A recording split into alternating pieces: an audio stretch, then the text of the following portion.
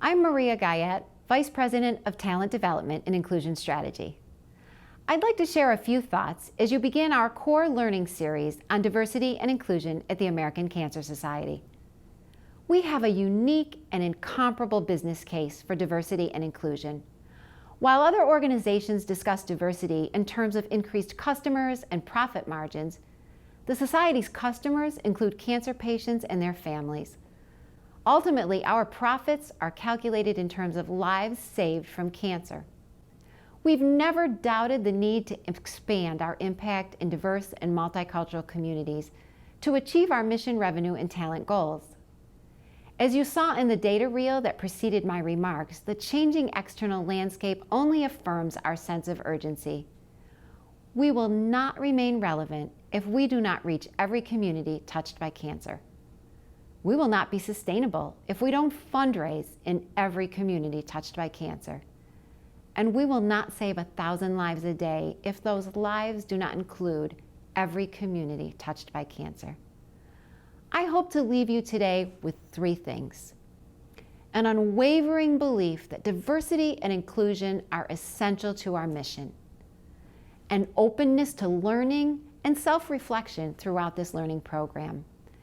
And a sense of urgency to integrate diversity and inclusion into your day-to-day work at the Society. You know, every conversation about diversity and inclusion seems to start with workforce diversity, and for good reason. Saving lives in every community requires us to be members of every community, and that starts with our people, the staff and volunteers who accept no boundaries in finishing this fight. We know we will get further faster if we increase the diversity of our staff and volunteer workforce. Why? Because we are a relationship-based organization, and human beings are affinity-based creatures.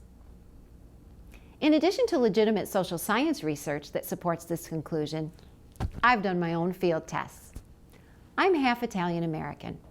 If I go anywhere in the weeks leading up to the Christmas holiday, and there was another person of Italian heritage in the room, I guarantee you that at some point I will be asked this question: what kind of fish are you cooking? You see, Italians eat seafood on Christmas Eve. It's tradition and it's a very big deal. The next thing you know, we're sharing recipes and stories about our family celebrations.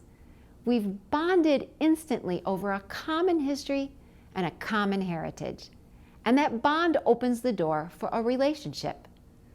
I'm sure this is the same experience is true for many of you whose communities or groups include celebrations with traditional foods and rituals. The point is, if you want to design a marketing strategy to appeal to an Italian-American audience, I can help. If you want to increase screenings at a clinic serving a high percentage of Italian-Americans, I have insight. And if you want to make your fundraising event relevant and welcoming to the local Italian-American community, I will bring my family and friends to the committee. I'm being humorous, but you get the point. We can't succeed in every community touched by cancer if we don't reflect every community.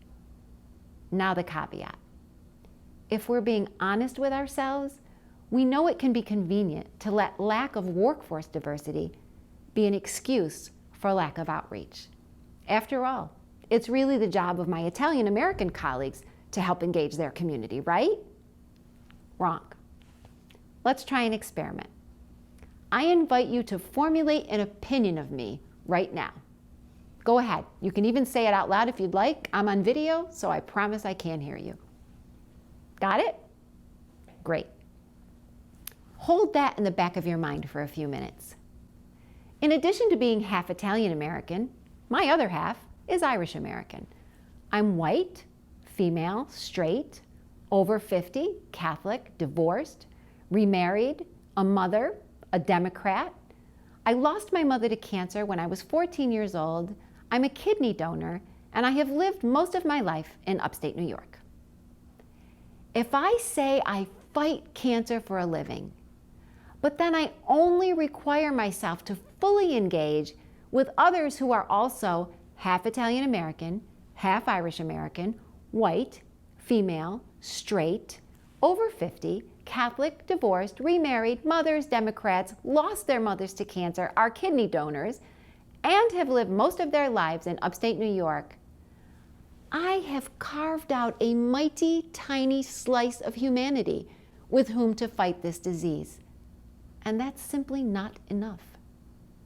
If we are to continue to succeed in an increasingly diverse and multicultural society, our staff and volunteers must demonstrate superior inclusion skills, working fluidly across all communities.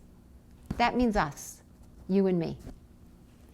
Learning programs like the one you are about to begin will help all of us expand our multicultural competence and confidence. And it's far more complex than fitting people into neat categories. You see, you can take a class, search the internet, or read books about people who are half Italian American, half Irish American, white, female, over 50. Oh, you know the rest. But no matter what you learn about those various groups, you will have only a partial understanding of me. Some of what you learn about each of my demographics will apply, but there is no typical person with my unique set of characteristics. Your cultural knowledge will be just the first step in getting to know me as a peer, a patient, a donor, a client, or a volunteer. Cultural competence also requires us to do a real gut check on our own preconceived judgments and biases. Go back to that impression of me I asked you to formulate. Did your perception change as you heard more of my labels? Did you shift from comfort to unease and back again? I can see it now. I like her. I don't like her. I like her. Ooh, I really don't like her. You see, cultural competence is like one of those handheld mirrors with two sides. When I hold it up to you, I must also take a long, hard look in the side that's facing me. You'll notice this learning program talks about building cultural competence and cultural confidence. Cultural competence is knowing things about the people or groups we need to engage in our work. It's factual information that may or may not lead to understanding and respect. Cultural confidence is taking that knowledge and turning it into action, moving from learning about other people or groups to working together with them in the fight against cancer. We often hear people say they're afraid they don't know enough to cultivate a new relationship. They're afraid they'll make a mistake, and they want more training to feel more confident. Yes, training is important. That's why you're here today. It's critical to know what demonstrates respect in a particular community. It's important to use the language preferred by a community. And it's helpful to be aware of the history and the heritage of a community that is new to you. But we can hide behind training to avoid doing. I will never know everything there is to know about every community. To be honest, I don't even know why we Italians eat fish on Christmas Eve. But I can invest in becoming a lifelong learner. I can be interested. I can care.